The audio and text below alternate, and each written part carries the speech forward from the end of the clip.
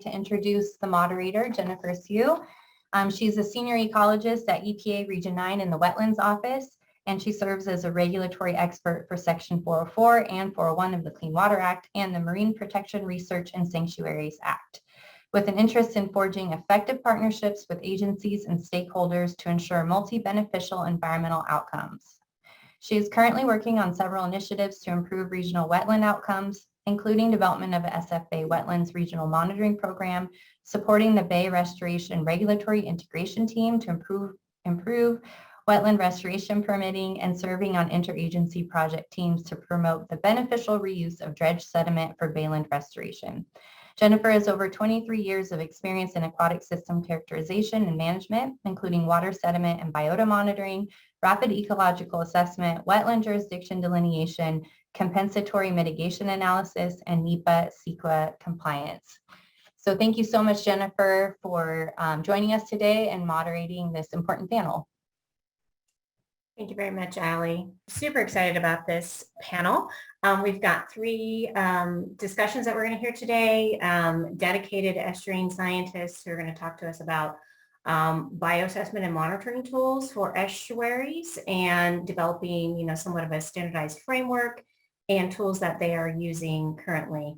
So with that, I'm going to introduce the first speaker, Jan Walker. She's an ecologist. This is at SCORP, who specializes in developing assessment tools and programs for coastal wetland ecosystems. She received her BS in environmental science from the University of Virginia and her PhD in ecology from the joint doctoral program at San Diego State University and UC Davis. Her research interests focus on developing condition assessment tools for estuaries and other marine habitats, as well as causal assessment methodologies to identify and predict potential stressors to these ecosystems. Take it away, Jan. Thanks, everyone. Hi, my name is Jan, and I just want to first start by kind of setting up the session today with myself, Kevin, and Michelle. Estuarine and lagoonal systems provide an abundance of beneficial uses and functions and are often considered receiving waters for rivers and streams. And estuary management is gaining increasing attention due to the effects of changes in stream discharge and rising sea level. And although California has invested an estimated $600 million over the past 2 decades to acquire and protect estuaries, the state really lacks a coordinated statewide monitoring program for assessing estuarine health in a systematic, consistent manner. And so this session, Building Capacity for Monitoring and Bioassessment in California Estuaries, is really aimed at talking about developing assessment tools and monitoring frameworks for California estuaries. And so first, I really want to begin this session by asking this broader question of why should we focus on assessing and monitoring estuaries?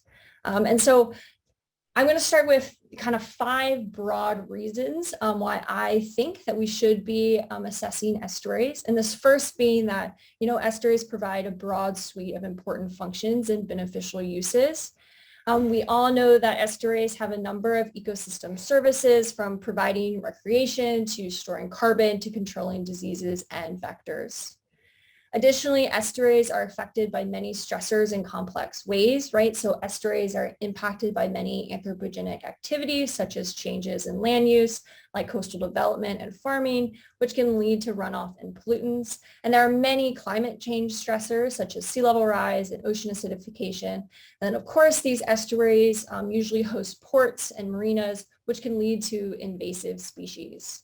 Specifically in Southern California, wetlands historically supported large areas of vegetated and unvegetated marsh. And around 1815, there are approximately 33,000 acres of all coastal wetland habitats.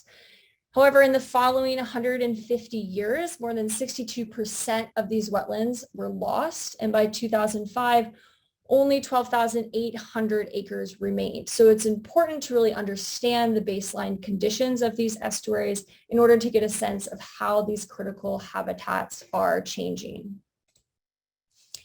And so thirdly, estuaries offer protection across the land-sea interface. And so a key objective for management is to understand this land-sea connection. This is especially true for the 30 by 30 movement, and specifically in California, where we are attempting to conserve 30% of California coastal waters by 2030, where a main strategy is to build protection across the land-sea interface. So estuaries are critical piece in this connection. And of course, estuaries build coastal resiliency, so a huge emphasis on both the state and national level is in regards to coastal resiliency, and estuaries are a key component to building resiliency due to natural flood protection and buffering. And so lastly, most aquatic resource management programs affect or are affected by estuaries. Every coastal region has estuaries, where there are 534 estuaries in California alone, and each coastal regional water board recognizes this estuarine habitat, or EST, beneficial use in their basin plan. And so, however, the state's 303D, 3035B integrated report does not include estuaries, despite the fact that they are included in many basin plans. And this is most likely because we don't have the tools to assess this use. Therefore, it's unclear whether these California estuaries are in fact supporting this beneficial use. And despite the extensive number of estuaries, there is no standard monitoring or assessment of California estuaries. And because of this lack of monitoring, we really have limited bioassessment tools because we lack the baseline data to build these tools. And so bioassessment can play an important role in estuary assessment. Sorry about that PDF on the left here. Looks like we had some formatting issues. But there have been past efforts to adapt marine bioassessment tools to brackish environments. For example, there have been efforts to adapt the AMBI, which is a macrobenthic-based index designed to assess the degree of anthropogenic disturbance in coastal waters, to more brackish and tidal fresh environments, like in San Francisco Bay, which this index for these systems is called the MAMB. And these past efforts have largely focused on shallow subtidal environments, and we have yet to develop bioassessment tools specifically for estuarine habitats that include both the intertidal and the marsh habitats. And so bioassessment tools for estuaries that can be incorporated into routine assessment and reporting programs could be based on a variety of assemblages, including plants, SAV, benthic infauna, fish, or multi-assemblage index. However, the first step in developing bioassessment tools is to generate a consistent data set across a gradient of conditions that can ultimately be used to support index development. So that's kind of where what we're going to be talking about today comes in. We have recently collaborated with a statewide team to develop and test a standard assessment approach and a set of SOPs that can be used to evaluate estuarine conditions statewide and eventually provide the data necessary for index development. So the remaining part of my talk is going to be focused on this framework for bioassessment. So to help address this monitoring gap, the Ocean Protection Council, or OPC, is supporting a development of a statewide estuarine monitoring and assessment framework that will initially be used to evaluate the efficacy of the Estuarine Marine Protected Area Program.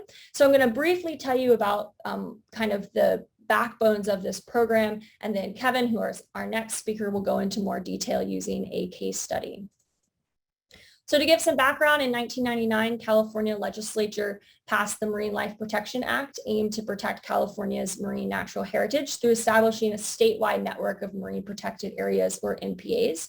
And by 2012, California completed the implementation of the MPA network, spanning the state's entire 1,100-mile coastline, protecting 16% of state waters. And so California MPAs include a number of coastal habitats, from kelp forest to rocky intertidal benches to deep and midwater areas and estuaries. And for the last decade, long-term monitoring has been essential for evaluating the efficacy of MPAs. For example, 2 networks exist to monitor the rocky intertidal benches. So this is the marine network. And then the kelp and open water areas are monitored by PSCO. And so this long-term data has been critical in evaluating the effectiveness of MPAs and building large data sets for evaluation. And so of the 124 MPAs that are in California, 23 of these MPAs are estuarine. And the problem is that most monitoring has been focused on the offshore habitats, and there are currently no long-term monitoring programs for the estuarine MPAs. And so this lack of estuary monitoring has recently become even more apparent because the decadal review of MPA efficacy is due to the commission next year, and there is no data to determine effectiveness of these estuary MPAs. So this is where we have come in. OPC funded the statewide team to develop the framework to address this fundamental question of estuary MPA effectiveness. But a key element to the development of this standardized monitoring protocol is that it can be used not only by the MPA program, but by any program aimed at assessing estuary function, condition, or help to provide data that can be easily compared across systems and between programs. And so a key component of this framework was to build consensus among the framework and the monitoring protocols. And so we've engaged with a diverse advisory council to achieve this. And so our framework has 4 key principles for long-term monitoring: flexibility, comparability, interpretability, and practicality. And I'm just going to briefly kind of go over each of these tenets. So flexibility. This EMPA framework takes an ecosystem function-based approach to assessing the condition of estuarine ecosystems, with the underlying principle that all healthy estuaries should provide a suite of ecological functions and ecosystem services, and that failure to do so is an indication of degradation. So this approach is unique in that it focuses on assessing function rather than assessing species or habitat. And this builds in flexibility for application within our highly heterogeneous systems and our highly heterogeneous state like California. So our team has chosen 11 priority ecological functions of estuaries, and here they are listed here.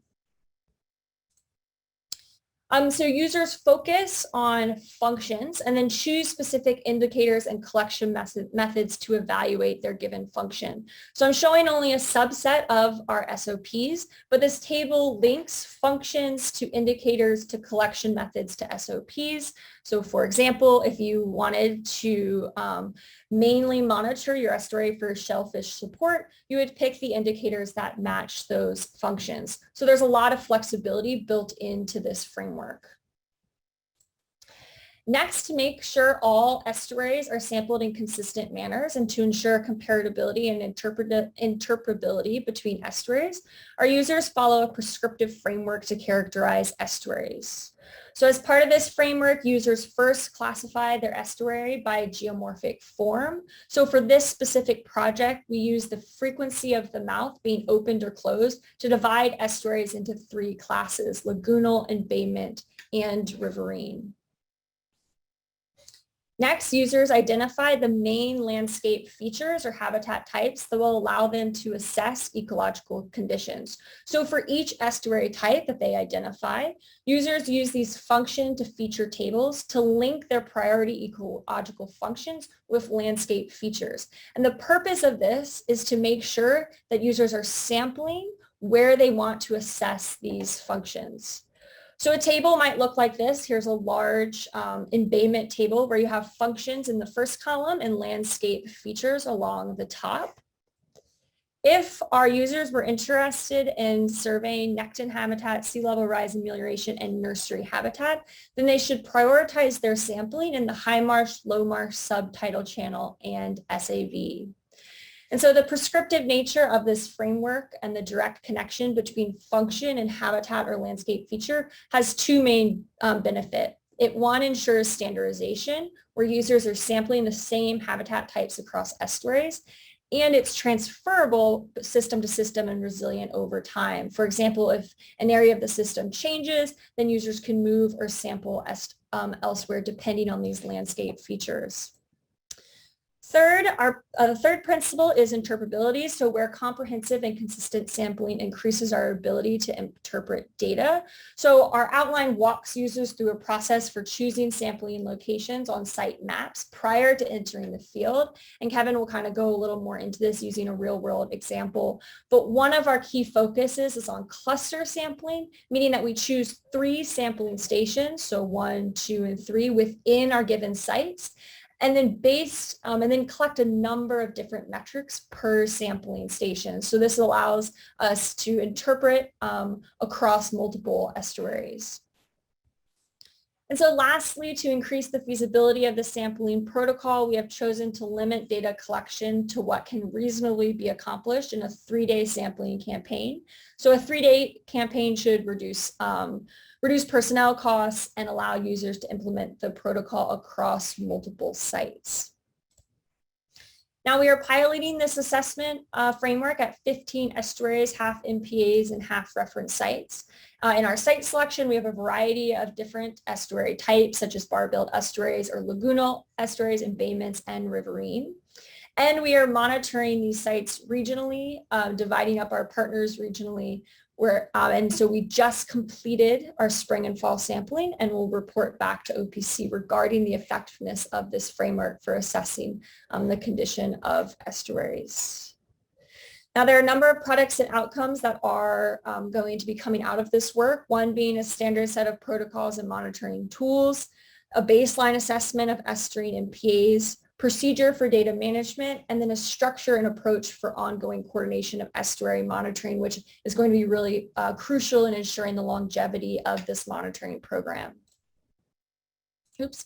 And so lastly, the hope is that this statewide monitoring program will help move us collectively forward with bioassessment. So initially, the program will provide the much needed information on estuary condition and stress.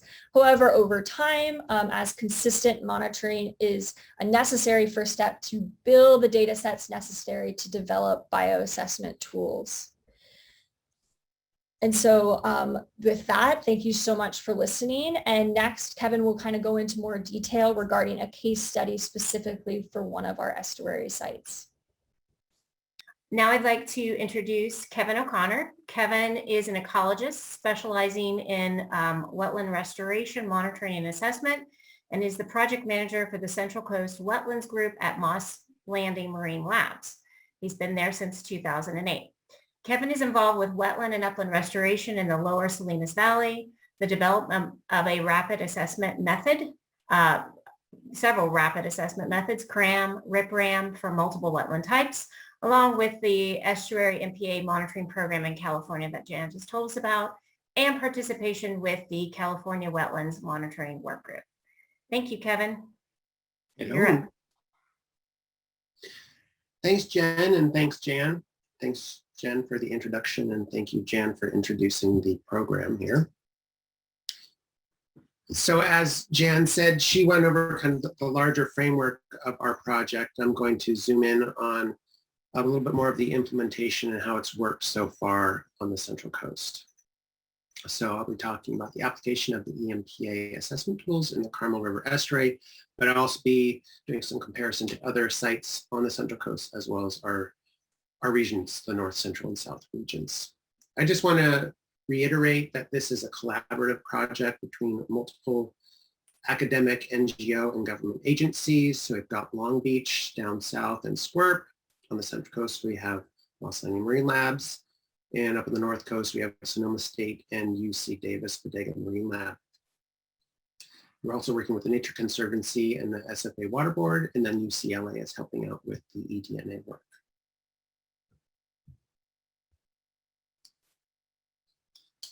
So just general, the strategy of this project is developing this multi-layer monitoring framework. And to do that, we're doing our best to leverage existing work that's going on in the state. So we've got our National Estuarine Research Reserves and our NEPs, and collaborating with them on existing monitoring efforts. And then partnering with regional organizations, tribes, other universities, and stakeholders to help get their input on the protocols, and then hopefully eventually implementing the protocols in a consistent way across the state. And then finally, we didn't want to reinvent the wheel. So we're using existing monitoring and assessment tools that have been developed in the state. The Bay Foundation down in Southern California, with funding from the US EPA Region 9, put together a great level 3 monitoring manual for estuaries. So we have incorporated those SOPs into our program. And if there were factors that were not included within those SOPs, we imported other SOPs that would cover the factors or components that needed monitoring. Our general approach has been to identify key data gaps within monitoring programs across the state and locations across the state, and then develop a systematic data collection protocol that can be implemented throughout California to answer these statewide EMPA management questions, and then be implemented by other organizations in their own monitoring efforts. And by the end of this project, we're hoping to establish baseline understanding of estuarine condition in our selected sites, using both new data that we've collected and existing data from previous monitoring efforts. I put up here the list of selected sites that were put together by the EMPA team with input from our Management Advisory Committee. Since we have our north, central, and south regions of the state, each region has 5 estuaries to monitor, and those estuaries are a combination of MPAs and reference or control sites.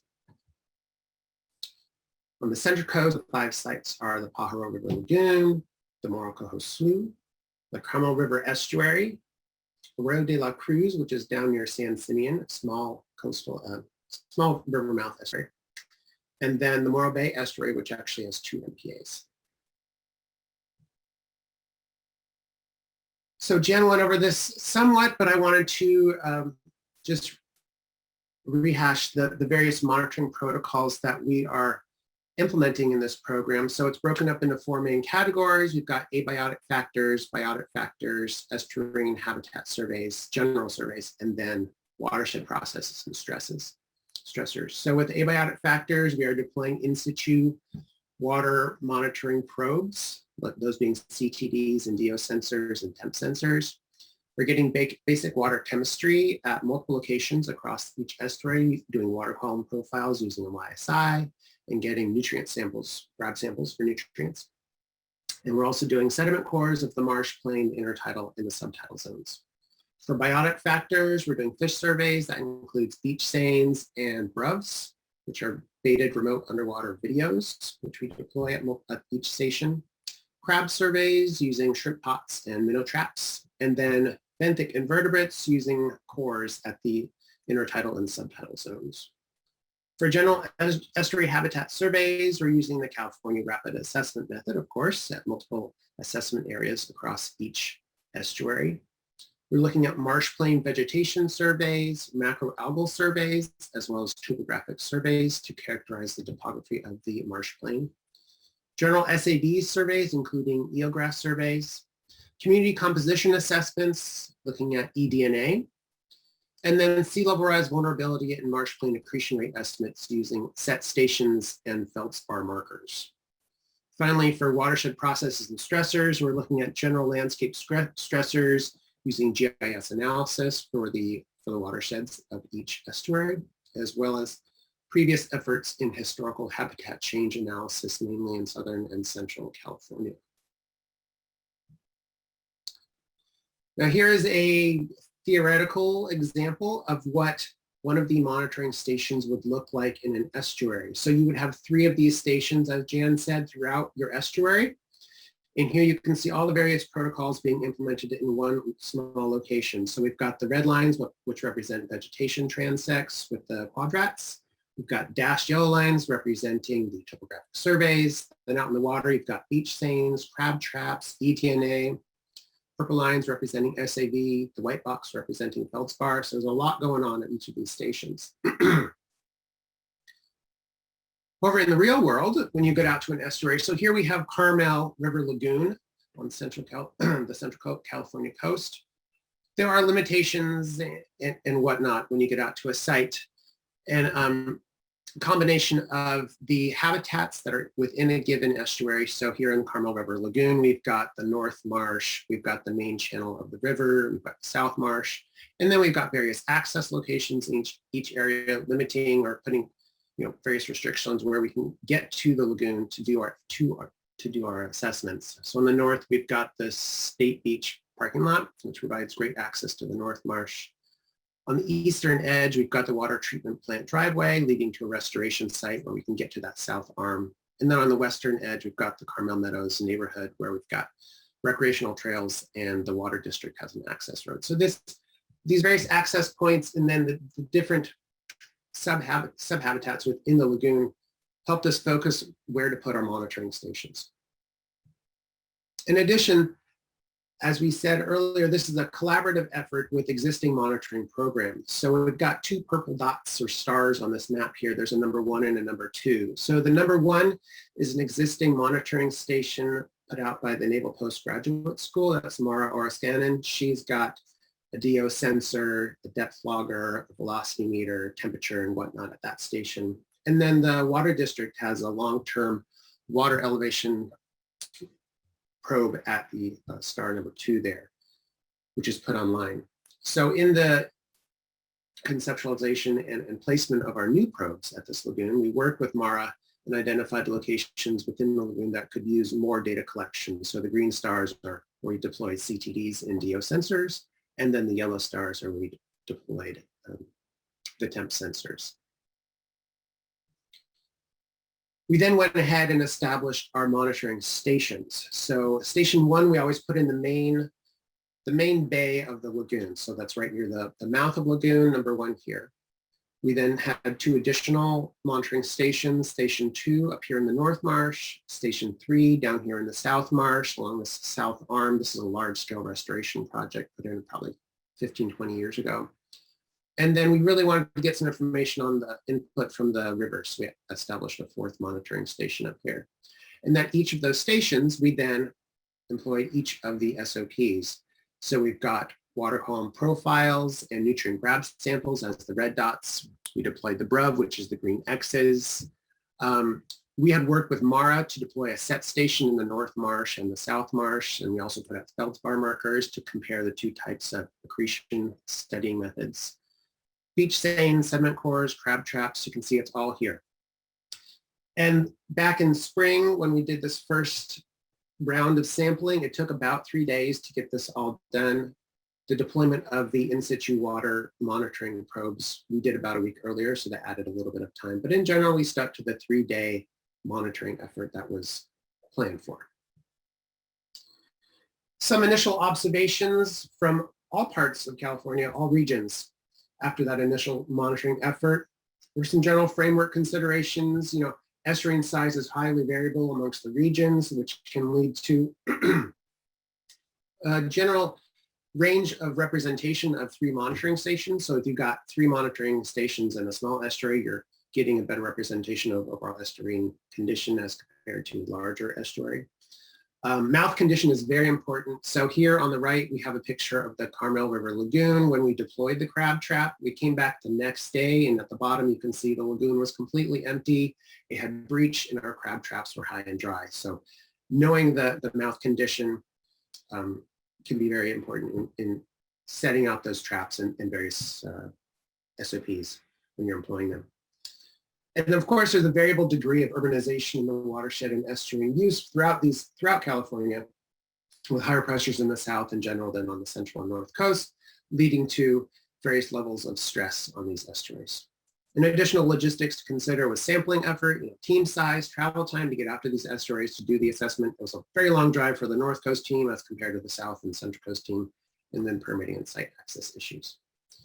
So let's go into some of the initial results that we got.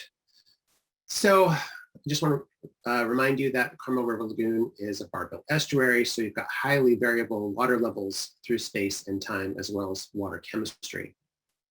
So here's some data looking at spatial and temporal variability of dissolved oxygen in the Carmel River Lagoon. This is from the Naval Postgraduate School back in August 2020 through the beginning of 2020. And you've got 4 different locations. The first 2 are near the mouth. The third row is on the south arm, and then the fourth row is up on the north marsh. And you can just see when you've got intermittent open, intermittent and closed conditions of the mouth, the DO is highly fluctuating through these times. But even when you do have DO crashes, as noted as those blue dots and yellow dots along the various rows, you do have other locations within the estuary where DO is just fine. So having a single monitoring location is really not sufficient, which is why we deployed loggers throughout these systems to really get in on the variability in DO temperature and whatnot to characterize them. Here you can see the grab sample and water column profiles data for all sites along the coast. I've highlighted the Carmel Lagoon here in yellow bars for each of them. So we've got water temperature, air temperature, and DO across the top, salinity and pH in the middle, and then total dissolved solids and conductivity in the central. On the bottom portion here. It's just interesting to note here the salinity of the Carmel Lagoon is highly variable based on where you were in the water column and in the lagoon, but we have very consistent DO levels. Another interesting to note is the general increasing trend in water temperature from the northern part of the state all the way over to the southern part of the state in the top left graph. Again, these are water column profiles and all the data for all stations at all sites. So you're seeing the total variability of all of these metrics in one graph. Here we have the proportional abundance of the fish species for the south, central, and north. You can just see in general, there was a higher diversity of species on the south coast. On the central coast, we had a lot of three-spine stickleback and staghoorn sculpin, whereas on the north coast, a lot of topspelt and sculpin and stickleback. We're hoping the fall sampling will see a little bit different results of the fish beach stains. Another way to look at the data of the fish is on a site-by-site basis. On a basic looking at a heat map here, we've got the Carmel Lagoon on the central column, the CCCAR. You can see we only caught the stickleback at that site, but other sites or other estuaries had additional species on the central and north coast, and then again the south coast had a high variety of fish species. And finally, the vegetation data, looking at the south and central coast sites. We had some issues with plant nomenclature and identification in the spring amongst the three regional teams. So for this fall, we've decided to adopt the Jepson herbarium plant list in our data checks. So we will not have a problem of plant species name inconsistency across the state. So from final take-homes, protocol refinement and development, we've been successful in the development of the monitoring framework, but we've identified an importance of developing some guidance documents to crosswalk management concerns with SOP implementation and outputs. And we need to consider the effectiveness of the methods versus the time invested and the costs. So some methods take longer, which require more time. There needs to be an equal balance to keep on that 3-day time frame. Some other keynotes. The categories of protection of these EMPAs are more of a gradient and not a category, which can make looking at the effect of MPAs on estuarine habitat and estuarine condition difficult. Low replication within sites. So if you have a larger site, only 3 stations may not be sufficient to get at overall condition. Again, mouth condition is very important and critical for sampling time and estuary condition. And there has been some consideration of some kind of like module framework being developed. So dependent on the question, as Jen was saying, you may have additional duration, sampling effort, and higher frequency to get at those questions. There'll be a baseline level of assessment, and then there will be some enhanced efforts. Finally, our next steps is connecting with additional monitoring programs and finishing up our fall sampling.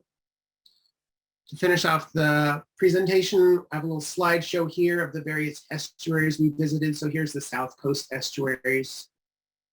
And then we have the Central Coast estuaries and all of our field team out there doing great data collection back in the spring. And then finally, we have the North Coast team doing their sampling. So it's been a great project collaborating with all the various CSUs, UCs, and NGOs. And I look forward to your questions at the end of the panel. So thank you.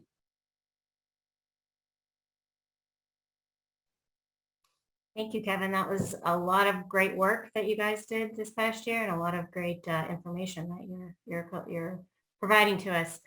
I'm going to segue to the next speaker, Michelle Tarion, California State University at Monterey Bay. She's in her second year at Cal State, and she's in the Monterey Bay's Environmental Science Master's Program. She received her undergraduate degree from Ohio University in Environmental Geography and Women and Gender Studies. Michelle's studies focus on estuary and land management. She has been developing a fish assemblage model for the Russian River Estuary that will be applied to all estuaries in California in order to assist estuary management. Michelle also works with the Garrapatta State Park, assessing sea cliff buckwheat habitat range to support the Smith's blue butterfly. Thank you. Take it away. Hi, I'm excited to be here. Thank you everyone for tuning in. I will be presenting on modeling fish assemblages in the Russian River Estuary. The work was conducted by myself and Dr. John Olson through California State University, Monterey Bay.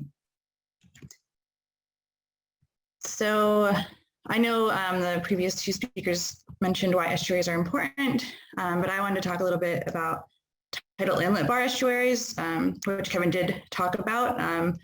But tidal inlet bar estuaries tend to have more varying bathymetry compared to large estuaries in California, partially because of sediment blocking the exchange of water and shallow water depths.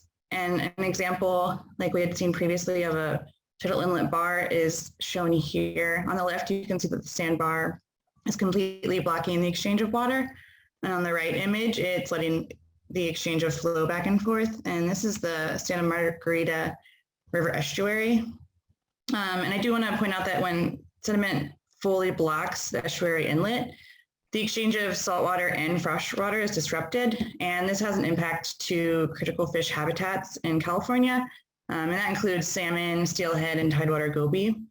And then additionally, the sandbar closure can cause flooding of low-lying shore properties, which we know we have lots of those in California as well. And currently, the timing of when to artificially breach a sandbar is dependent on balances between developmental, recreational uses, and then the challenges of flooding, degraded water quality, and fish passage. And the breaching can be done naturally or artificially. A natural breaching of the sandbar occurs when enough water moves the sediment to allow the exchange of water, and artificial breaching is normally done through excavation. So we know that species utilize different parts of the estuaries in different ways. And what we want to know is what environmental factors drive the utilization and apply that to the management of estuaries. And to do so, we use species distribution models, and they will predict the distribution of a species across geographic space and time using environmental data. So in particular, the goals of this project was to model environmental effects on fish assemblages in the Russian River Estuary specifically. The Russian River Estuary is located in Sonoma County, California, and it is shown here in this image. And you can see that the sandbar is open in this image, the water's being able to exchange. And then we want to take this model and apply it to all California estuaries to improve estuary management practices. Some considerations for the models that we built are that we used random forests to model the associations between the presence and absence, and then also the abundance of 5 fish species in environmental data. And all data, presence, absence, data was balanced when we ran our initial models using the imbalance function, and both models were run using random forest SRC package and R. And we balance the data because machine learning modeling has problems predicting a balance between presence and absence. So we wanted to make sure we gave the model a fair chance of predicting correctly. And then here in this image, you can see the 17 sites along the Russian River where we were able to collect data, or where data was collected from 2004 to 2019. The 5 fish species that we use as our response variables included and shown here are Coho salmon, steelhead, Chinook salmon, 3-spine stickleback, and starry flounder. And this is a comprehensive list of all the predictor variables that we use for initial models. I won't go through all these, but I wanted to point out that overall, we were really fortunate to have good long-term sampling data that was provided to us by California Trout. We also had available upstream water quality data from a USGS water gauge. And then we also had assistance using GIS to determine land cover data on the banks of the river. And I do want to point out that we included fish species data, presence, absence, and abundance as part of our models to assess interspecies relationships as well. Here we see the 5 different species that we modeled, the life stages that were modeled, the total abundance is modeled, and the presence totals modeled as well. I just want to point out that we did not model adults for any of the top 3 salmonoids. That is due to differences in life stages, and then we also had low adult sample counts as well. Our modeling process, just quickly, was to use all the predictive variables and then remove any variables with low importance or any correlated variables, and then assess the overall model. So I will go through each of the 5 species and the model results, and then some trends that we saw per species. But I want to talk about how we assessed our models first. So this top left model performance is going to be for the presence absence models. And we used a confusion matrix to assess the performance here. So you can see that for the Coho salmon, our final model of presence absence correctly predicted 507 absences and correctly predicted 83 presences. And it incorrectly predicted 114 absences and incorrectly predicted 11 presences. The class error is telling us that the models were well balanced, with neither error being significantly higher than the other. But I do want to note here that we are over predicting Coho occurrences with this 0.21% class error. And then finally, we looked at the AUC, or area under the curve scores, and the AUC for Coho for the presence absence model was a 0.90, and that is showing us that the model performed well and was able to predict most presences as presences and most absences as absences, and an error rate of 17% as well. And then for the remainder of the slide, all of the data will be representing the final results for the abundance model. And the abundance model overall performance is explaining 46% of the data variance. For biological models, the percent variance explained between 20 and 30% is considered good. Anything above 50 is considered very good. So here we're close to 50, so that means this model did well. And then the error rate, or the mean squared error of 0.03 is a difference between the estimated values and the actual values of the data set. So that's a good error rate. And then, sorry, the second table is the list of variables, and the from highest to lowest. They make up the final abundance model here, and they represent the predictive power of each variable based on its contribution to the model. And then the next slide, I'll pull out the top 4 variables, and we'll talk a little bit more about the trends we saw with those. So the plots shown here represent the relationship between the variable on the x-axis and the Coho abundance response on the y-axis. And I do want to note that for our model of abundance, we log transformed the species data. And here on the y-axis, it's noted that it's back transformed. The ranges can be seen there to better understand the Coho abundance probability. And then major trends we saw for Coho salmon include that their abundance increased with increased Chinook abundances. They show up early in the year, and they prefer to show up when lower water temperatures are entering the stream. And then they also like higher conductivity. The Chinook salmon model performed well with an AUC of 0.88 for the presence absence, and for the abundance model, we explained about half of the variance. And again, the top predictors that made up the abundance model for Chinook are seen on the right here. some trends that we saw for Chinook salmon in the Russian River estuary are that Chinook continue to show up 2 months after Coho salmon, but they overlap in the early months. So they must be segregating by space in some way. And they prefer low stream temperatures with a gradual decline of with warm waters. The Steelhead model performed well with an AUC of 0.80, and the predictability of the abundance model was about 32%. And then on the right, again, is the variables, and we'll talk about the top 4 variable trends that we saw. For Steelhead, they prefer to be further away from the river of the mouth or the bar, the sandbar, and they show up early in the year, and they prefer stretches of vegetation cover on narrower segments of streams. The 3-spine stickleback, the model performed well. The abundance model had 55% variance explained. The variables on the right are the variables aimed at the final model.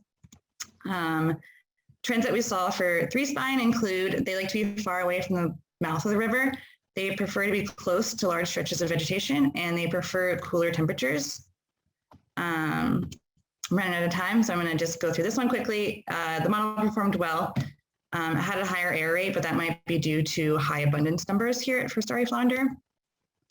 Trends that we saw for starry flounder is that they show up early in their year, and they prefer high flows with warmer waters. So overall, our models for presence absence performed well. All the AUCs were above 0.8, except for starry flounder.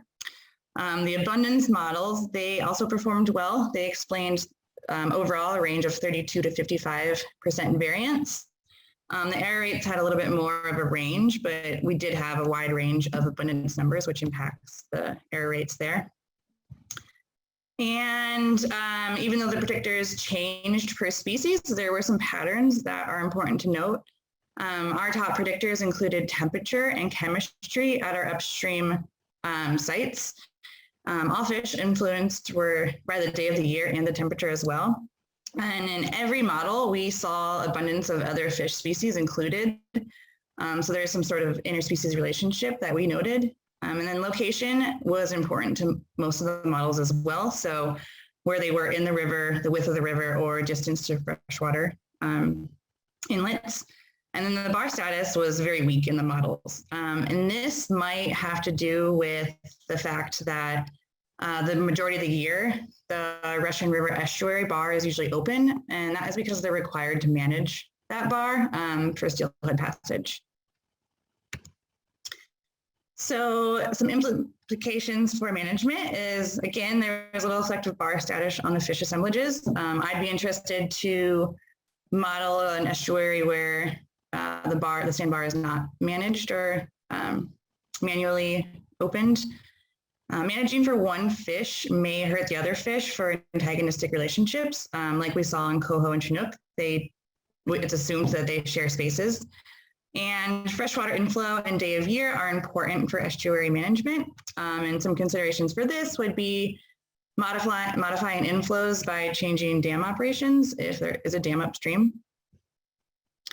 And the next steps that we will be conducting is modeling other estuaries. We are in the process of doing that right now. We want to compare different size estuaries, so small and large. And then where data is similar between estuaries, we want to do a multi-estuary model.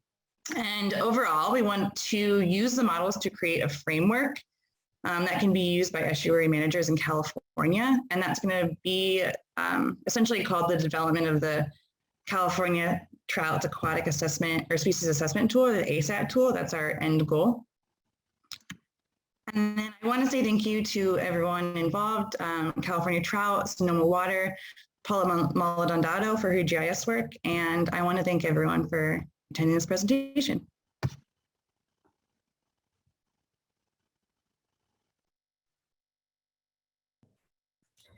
Thank you, Michelle. That was great and really informative and interesting. As were all the talks, I was really I'm excited about new monitoring tools, be it actual data collection and modeling efforts. So we I'm going to look at questions. I think we have a few coming in. Let's see. All right, we have a question from Terry Fleming, and I think this question would probably mostly be for Kevin and Jan. What is the relationship between the monitoring effort and CRAM? Do they work together in a level 1, 2, and 3 framework, which I think you kind of walked through, but I'll pass it over to you guys. Yeah, so absolutely. I mean, we're implementing CRAM at all of the estuaries. So CRAM is one of the monitoring protocols we're utilizing. As far as level 1, I mean, that's really getting at, which estuaries are we focusing on? So we've got our MPA boundaries, we've got maps of habitats within those estuaries. And then level 3 is many of the other protocols that we are implementing. So the beach seines, the crab traps and whatnot. And they are really working in harmony, let's say, to come up with an overall assessment of estuarine condition across this MPA network, as well as the reference sites and hopefully additional estuaries that we hopefully get to utilize these monitoring protocols in. Jan, you want to add to that? Yeah, I just wanted to add to that. One of our other big focuses is on trying to manage all of the data that we're collecting with our monitoring. And so for OPC, our data will be going to data 1. But we're also working on building the data infrastructure to be able to assimilate this data and make it more digestible for users. So a more user-friendly interface that we're working on, data templates for the data to be entered and then QA/QC'd. And so a long-term goal would be able to have it easily walkable from level 1, 2, and 3 with these data structures that we are creating. Thank you, Jan and Kevin. I think that would be really useful for potential, management users or even regulatory entities reviewing these tools and the data that are collected. I want to ask Jan and Kevin, just as a follow-up, you talked a little bit about SOPs that you are developing. What is the timeline for development of these SOPs? How much data do you need to collect to kind of pull this together? It's a little bit of a logistic question. As well as, sort of your outreach piece. Well, first, I guess I'll go first, Kevin, and then you can fill in some gaps. A lot of our SOPs, so we're building, and Kevin mentioned that we're leveraging a lot of existing work. And so the SOPs that we pulled together were built upon a previous EPA WIPDIG, Wetland Program Development Grant, for those that are acronym crazy like I am. And so we're building off a lot of those SOPs that were developed as part of Santa Monica Bay's foundation. And so those had been in works for about 3 years, and then we took them and then we've been developing them and testing them in the field. So I would say they're close to ready to go. That's what we're testing now. And so that's what we will be reporting back to OPC. Kevin, you want to add to that? No, I mean, that's yes. Jan, yes. There you go. We didn't want to reinvent the wheel. We didn't want to create new SOPs. So because EPA had already invested in California developing level 3 monitoring protocols and SOPs for estuaries, all we did was take those and start testing them out at additional estuary types, the barbell estuaries and whatnot. And it seems to be working pretty well so far. Yeah, so we're testing them and then we're linking them all together, right? So we're putting them into a monitoring framework, while previously they were just standalone SOPs. So now you can use them together and then link them to these ecosystem functions, which really are the groundwork of the monitoring program. And will you be using the California Wetland Monitoring Workgroup as an outlet for this tool? Oh, yes, of course. That is definitely our next priority, is to connect with people and disseminate all of this information. The State Coastal Conservancy just received an EPA WPDG WIPDIG grant to start to help bridge the gaps between all these different organizations and some of the frameworks that we are creating. So hopefully that can be kind of another avenue to get this information out. We definitely want a transfer of knowledge for sure. Yeah, in year one, so we're at the end of year 2 right now. So year 1 was really pulling together all of our thoughts, pulling together the management advisory committee, pulling together all the SOPs. Years 2 is going out and testing them in the spring and the fall. And then year 3 is working up the data and conducting a lot more of the outreach to the various organizations. So it's definitely coming, Jen. We look forward to hearing more about that. Thank you, Kevin and Jan. All right, we have a question now for Michelle. It's from Sean Melindy. Great talk, Michelle. Do you think your model can complement presence-absence models of fish higher in the watersheds? Great. Yeah, thanks, Sean. Yeah, I think this model is extremely flexible because it's a random forest model. You can kind of pick what environmental variables you want to put into and what fish species you want to represent.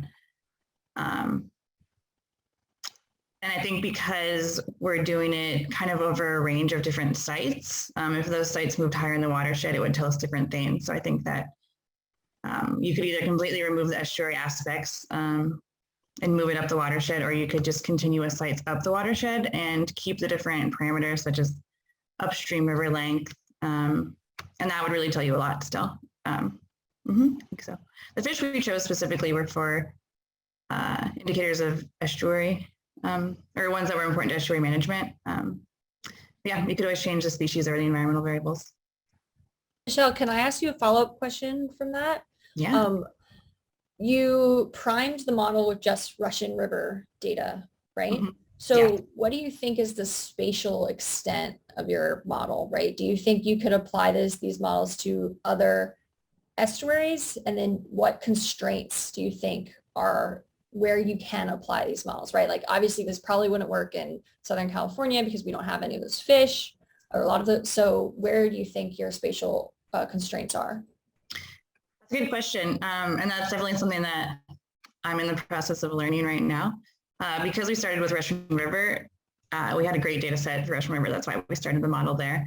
And we're in the process of modeling other ones. So we're going as far north as Redwood Creek.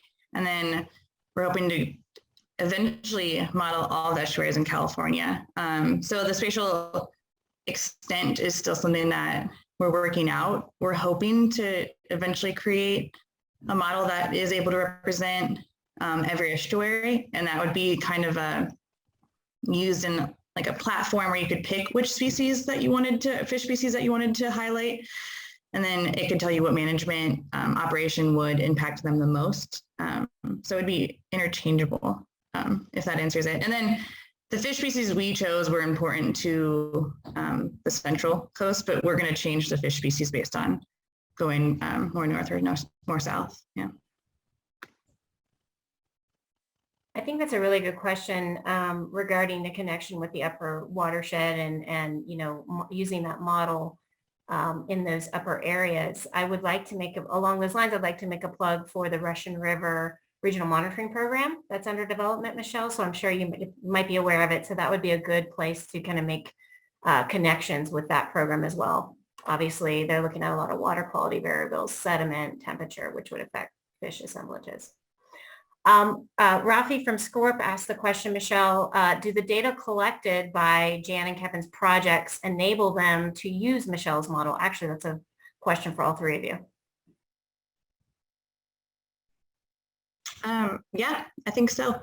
Right now, my model is specific to fish species and estuaries, but the more data, the better. Right now, some of the estuaries that we're trying to model, we need some more data. So there needs to be some sort of standards for how people monitor fish in estuaries, because that's an issue that we're running into is data gaps, unavailable data. So yeah, we could definitely use more data and standards. Yeah, so we are collecting all of the abiotic water quality data that you have, and then of course we're fish seining, so we have that data as well. I think this is a great question in the sense that you know, all of our protocols and monitoring framework are in like our drafts right now. And so if there are specific groups that need specific information, making sure that we are collecting it in a way that would allow them to use it is definitely important information that we need to know. So Michelle, if you have anything specific that you think would help us or we would help you, like, please reach out. Yes, you guys should get together. We have another question related to management of these systems. And, you know, as Michelle pointed out, and I think you did too, Jan, these systems, these estuaries can be naturally or human opened, breached, if you will. And particularly along the central and southern coasts, there are a lot of management actions that require, you know, regulatory permits, and that those kinds of regulatory analyses require information, you know, standardized information on the health of these estuaries under those conditions, under those management conditions. And so this, one of the things is there good information on when the bar is opened, which I think Michelle touched on. Seems like that would, Oh, that's my fault.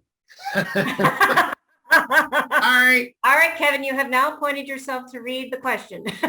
Okay. It just disappeared. But basically the question was, is there good information on when these breaches occur? And I would say if it is a regulatory breach, then there would be information through the various regulatory agencies when the breach cannot occur and you know, what time of year and what restrictions or considerations need to be put on that breach.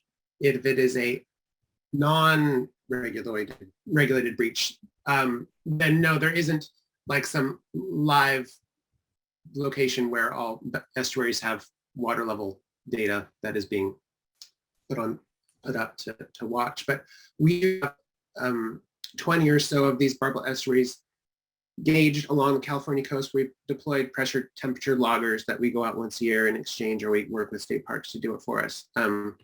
So then we can see when the breaches have occurred. We don't know if they are natural or unnatural.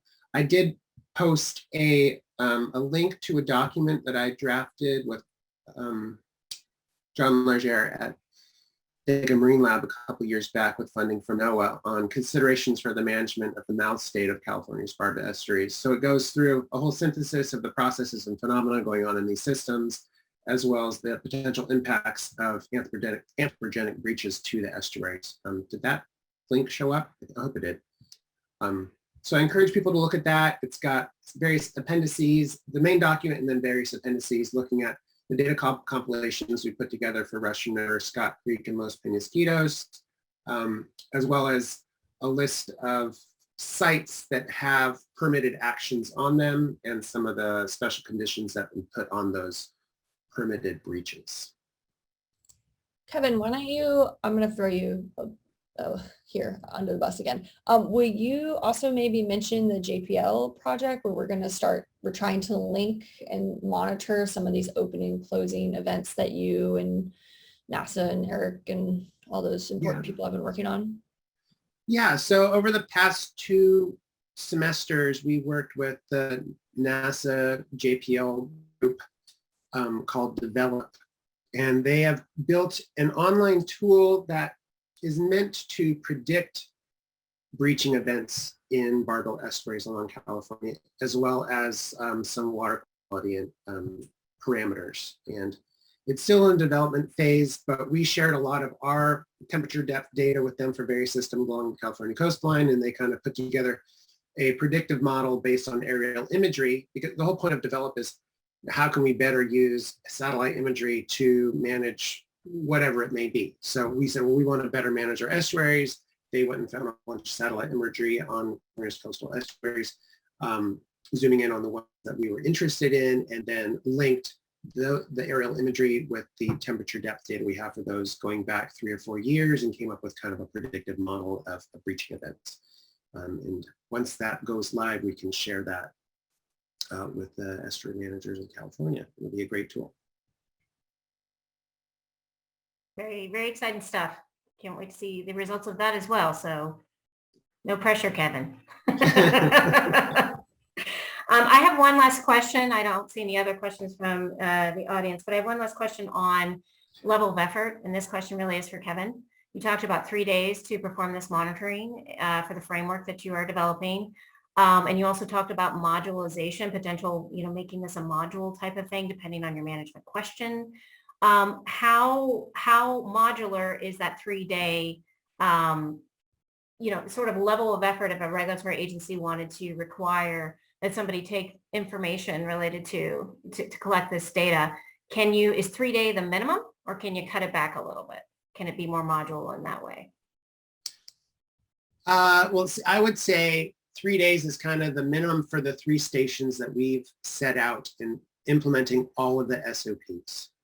Now, what Jan was getting at with the link back to the functions of the estuary, if a manager is only interested in a specific habitat within the estuary or a specific function of that estuary, that then kind of culls the number of SOPs that you would want to implement, which would reduce the overall time needed to do the monitoring effort. I would say that in a larger estuary, the difference between Drake's Estero and Limantour versus Carmel River Lagoon or even Arroyo de la Cruz. Arroyo de la Cruz is so small, we only did 2 monitoring stations because there was no way we would have put in a 3rd one. But, Drake's Estero is gigantic. So in those larger systems, you might need more stations and a little bit more time. But it all goes back to if you're implementing all the SOPs as we are right now for the MPA monitoring effort, or if you're reducing those to get at a specific habitat type or function within the estuary. Does that answer your question? Absolutely. Very thorough. Thank you. I will add a caveat that it really, and Kevin mentioned this, that it does depend on your estuary size. So our Southern California team, and it depends on the number of people you have. Right? Absolutely. So our Southern California team now has cut it down to 2 days because we have smaller systems. So we can do Malibu Lagoon in 2 days. We can do Galuda Slough in 2 days. But it does require you to shift things around a little bit. Like if anything requires 24 hours, then you need to hit like a traps to require 24 hours of deployment. Then you need to hit every single station in 1 day. You have to kind of change how we've prescribed it in the framework, but it can be done in 2 days. Right now, Eric and I at SWRP are also testing this framework down in Baja California, Mexico. And so those systems are really different. There's a lot of more logistics in terms of how you're going to get to every site in terms of boat. But what we found is that 3 days is really can be the standard. And then depending on personnel, how much money you have and things, other logistics, you can kind of shorten it or expand it around that. Yeah, that absolutely makes sense. And I think, as you lay that out in your guidance for use of the framework, you'll be able to kind of elucidate that for, users. So thank you. I have another question for Michelle from the audience. Great talks, first a comment. And then the question is, do you think that your findings on minimal effects of bar status on fish assemblage suggests that bar closures do not delay Coho and Steelhead ocean entry timing? Hey, thanks for that question. I want to just point out first that I'm not a fish expert. I'm good at modeling, but I don't know as much about fish as probably some people here. I do not think that suggests that there's minimal impact on Steelhead and Coho entry. I think that the Russian River Estuary is well managed. I think because they're required to have access for Steelhead migration. And like I pointed out, the majority of the year their bar is open, and I think that usually it's manually opened. I think that we were initially thinking that bar closure would have a really big impact on fish, right? It changes so much of the water chemistry, and they're required to go from the ocean upstream. And if they can't do that, then that should have a really big impact. So I'm hoping to get better bar data from estuaries that we continue to model and see how that plays out moving forward. But I would expect it to have a big impact. We didn't see it in this model. But again, we'll see how the other ones go. Yeah, and for better or for worse, Michelle, there's lots of estuaries that you could test that on that are non-naturally closed. Yeah, I'm excited to see the comparison. So stay tuned. Great. Yeah. the information. Mhm. I just wanted to say thank you to the presenters. This was super informative and enlightening. And I, again, just can't wait to see the results of all the good work you guys are doing and the connections that you're making. So with that, I'm turning it back over to Allie, I think. Thanks, Jen. Thank you. Yes, thank you all so much. That was an excellent discussion and really great questions posed, and kind of from the swamp statewide perspective, have me thinking about what this future framework might look for the statewide bioassessment program if we had $1 million or 10 million, what have you. But I'd love to follow up with you guys and kind of pick your brains and talk more on that front too.